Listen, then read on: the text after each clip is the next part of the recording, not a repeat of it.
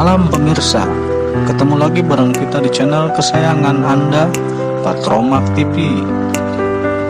Jangan lupa tersenyum, like, and subscribe ya.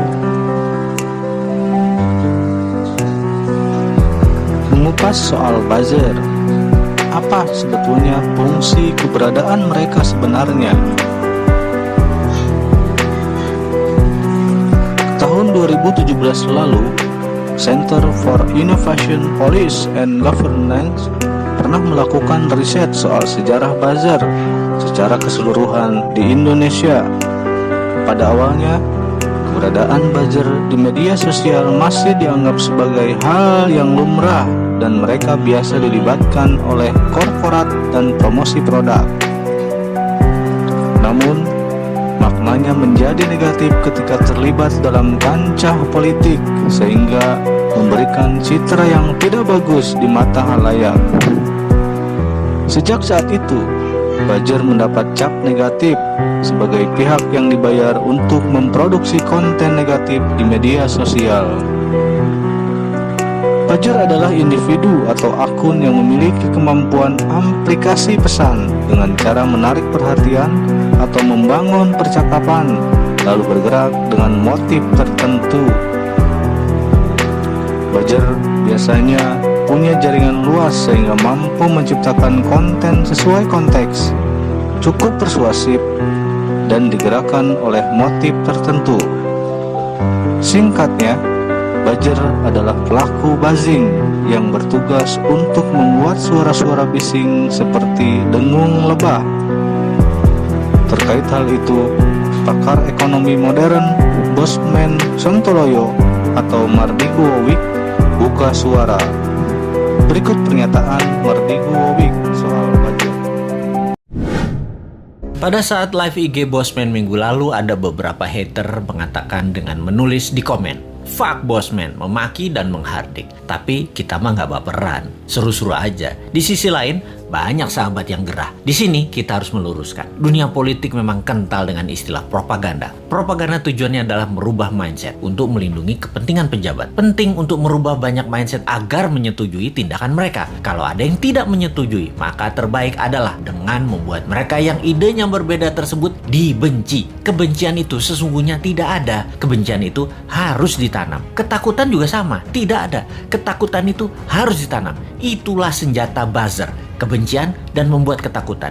Itulah tugas pelaksana propaganda yang dalam hal ini adalah mereka-mereka yang menamakan dirinya buzzer rupiah, yaitu mereka yang dibayar oleh pejabat untuk menyerang musuh-musuh politiknya. Tugas utama buzzer sekali lagi adalah mendengungkan kejelekan orang yang mengkritik tanpa solusi, tanpa niat memperbaiki. Sementara kaum Newman jelas niatnya memperbaiki bangsa yang utama.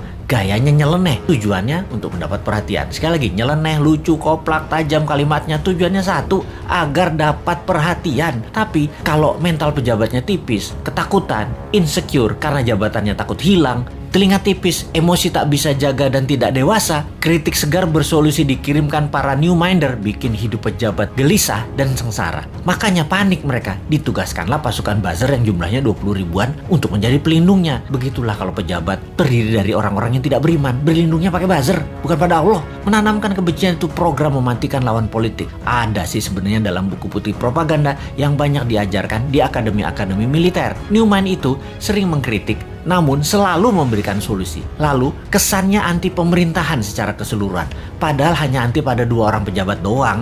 Karena dikesankan Newman saat ini anti pemerintah, maka Newman harus dipudarkan. Siapa yang melakukannya? Yang melakukannya adalah penggemar pejabat penguasa saat ini yang kebanyakan berciri-ciri, yaitu minoritas orang tajir beragama minoritas. Nah, kalimatnya ya, maaf kurang ajar ya, tapi saya nggak mau basa-basi. Atau yang mayoritas latar belakangnya namun terkena propaganda yang akhirnya tidak menyukai sisi seberang yang di framing jualan agama ke Arab-Araban plus dibungkus budaya Arab. Maaf, sekali lagi kalimat Bosman ini kali ini vulgar. Daripada basa-basi mendem-mendem mau realitanya gitu. Jadi begitu berhasil menggiring opini yang menganggap Bosman anti pemerintah, maka otak bawah sadar banyak orang digiring lagi oleh buzzer, digeneralisir. Bosman itu oposisi, pendukung kadrun, dan pendukung partai kalah perang, Demokrat dan PKS. Cara kerja buzzer menggiring opini masyarakat memang begitu dan berhasil hingga saat ini membelah bangsa Indonesia menjadi dua. Sangat berhasil.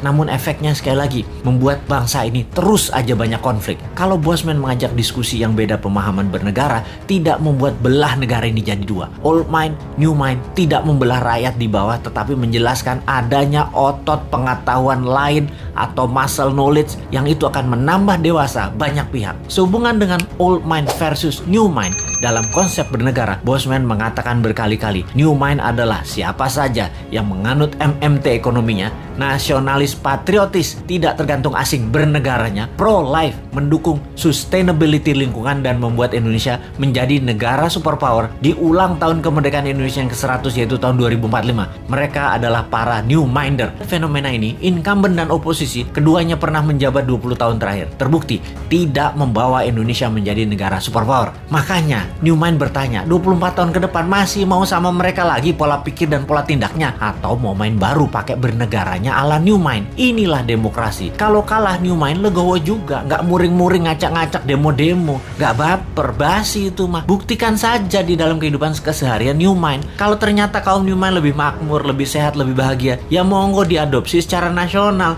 Kita mah asik-asik aja. Jadi, misi bersama jangka pendek kaum new mind adalah mempromosikan konsep ini ke 250 juta saudara sebangsa dan setanah air. Jadikan bahan diskusi, rembukan secara masif, dan akhirnya kesempatan itu akan dibuktikan di kotak suara tahun 2024. Kalah menang bukan masalah, itu demokrasi. Pertanyaannya sekarang, bagaimana caranya 250 juta orang mengenal dan memahami konsep new mind dalam waktu cepat? Urusan suka nggak suka itu nomor 2. Yang penting masuk dulu dan difahami. Ada saran nggak ya supaya new mind bisa sukses?